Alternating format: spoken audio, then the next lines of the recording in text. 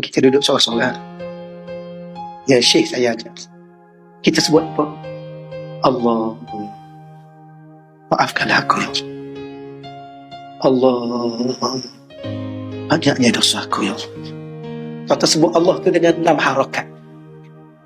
Dan tanamkan dalam hati ni. Biar dia masuk. Allah.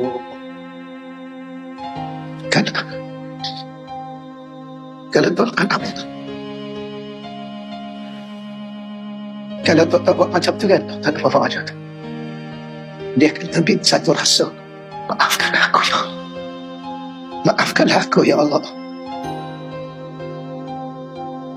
Dia akan terbit satu rasa.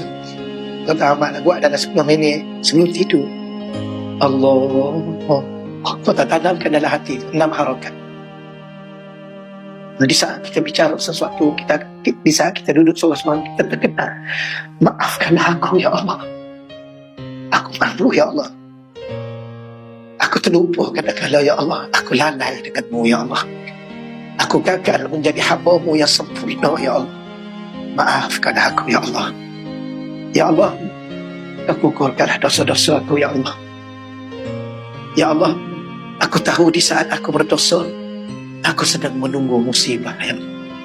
Dan di saat Kau uji aku dengan musibah ya Allah, tolong bantu aku berdepan dengan musibah ya Allah.